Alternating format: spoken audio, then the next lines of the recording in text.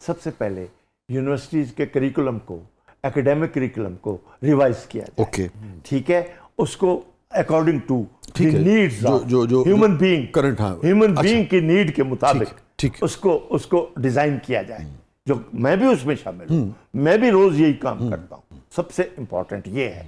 آپ سمجھتے ہیں وہ obsolete ہو چکا ہے، وہ ختم ہو چکا ہے. اس کی جگہ آپ کو آج کے زمانے کے تقاضوں کے جدید تقاضوں کے مطابق لانا پڑے گا، اور آپ کو سسٹم بدلنا پڑے گا. آپ نے ریسرچ کی بات کی. ریسرچ کا آپ کو پتہ ہی نہیں ہے کہ اصل میں ہوتی کہ آپ انفارمیشن کو ریسرچ سمجھ گئے، وہ چیزیں لگائے جاتے ہیں، آپ کہتے ہیں ریسرچ ہوگی. ریسرچ یہ ہے کہ آج میر تقی میر کے کلام کو ڈیکوڈ کرنے کی ضرورت ہے.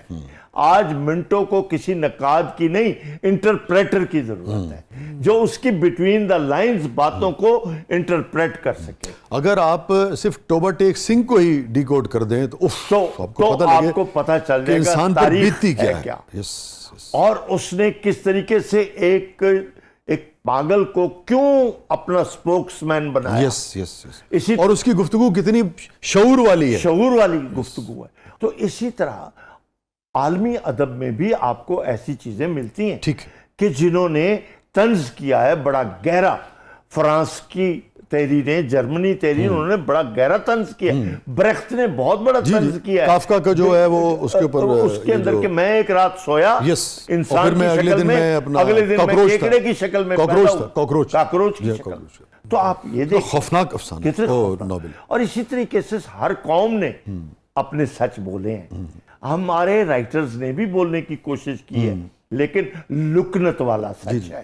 غلام عباس کو دیکھ لیں، لکنت والا سچ ہے، واہ واہ واہ، واضح آواز کا سچ. سر ایک وجہ اور بھی تو ہے نا، آپ اس کی زبان بھی تو کاٹ دیتے ہیں ہر دور میں. کلونیلزم نے ہماری زبان کو کالونائز کیا ہوا ہے، سو اس کے اندر وہ طاقت نہیں پیدا ہو رہی. تیسری چیز، اور جو تیسری چیز امپورٹنٹ ہے وہ یہ ہے کہ سوسائٹی میں ایک ہارمنی پیدا کرنے کے لیے آپ کو فریڈم کا کلچر، لبرلزم کا کلچر تھوڑا سا ایوالو کرنا پڑے گا.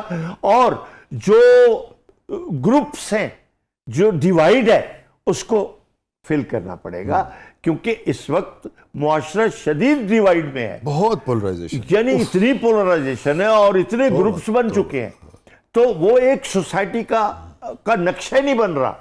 کسی بھی سطح پہ ہارمنی رہی نہیں. اس کو کریٹ کریں، لوگوں کو قریب لائیں، اور سوسائٹی کی ڈیوائیڈ کو ختم کریں.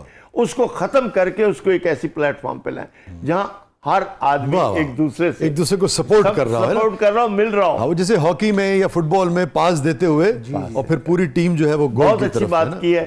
ہمیں اسی طرح پاس دینا ہے، ایک طبقے کو دوسرے طبقے، دوسرے کو تیسرے، چھیننا نہیں، کنیکٹ کرنا ہے.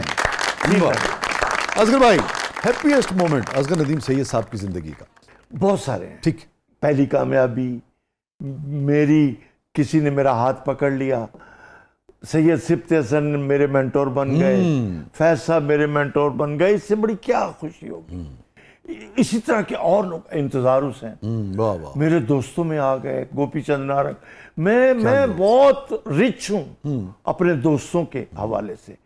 بڑے لوگ میرے دوست ہیں، اور جینوئنلی میں بھی اس حوالے سے کہتا ہوں، ہمیں بھی بڑے خوبصورت لوگ ملے. آپ کی زندگی میں بھی بہت لوگ ہیں.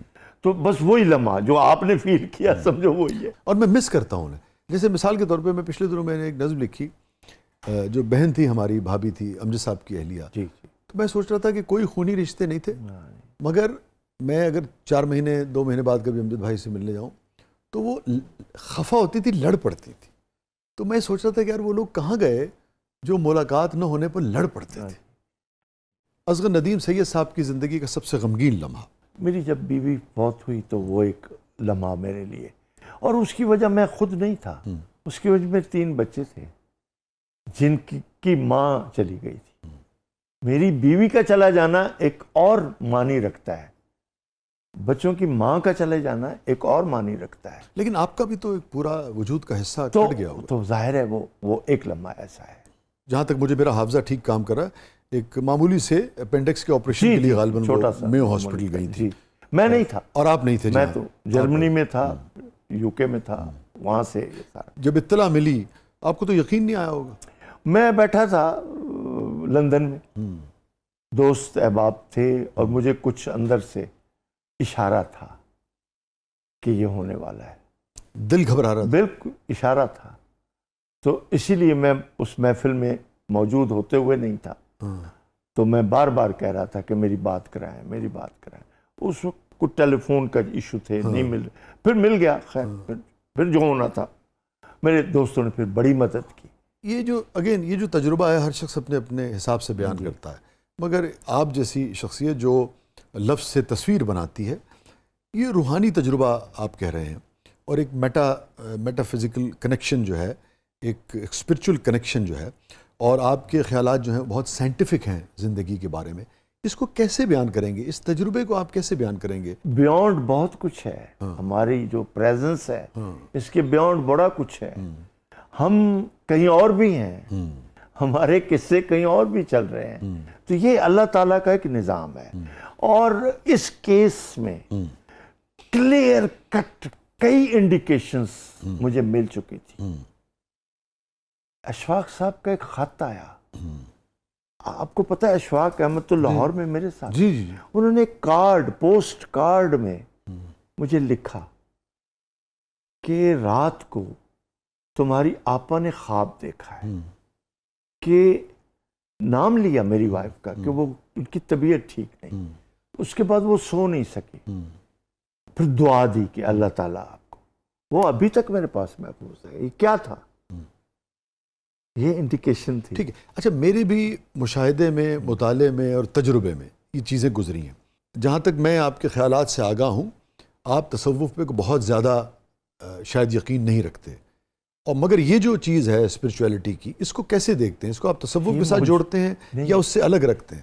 یہ موجود ہے، اللہ تعالیٰ کا احساس ہر مسلمان کو ہے، اللہ تعالیٰ ہے اور وہ ہوتا ہے، یعنی یہی تو اس کی بڑائی ہے کہ وہ موجود ہے، اور وہ پھر آپ کو بتاتا ہے کہ میں موجود ہوں۔ تو مجھے تو کئی لمحوں میں اس نے بچایا ہے، اور ساتھ وہ مجھے دکھائی دیا ہے کہ وہ ہے، وہ موجود ہے، تو میری تو زندگی کا حصہ ہے۔ تو آپ کا تصوف پہ بھی یقین ہے؟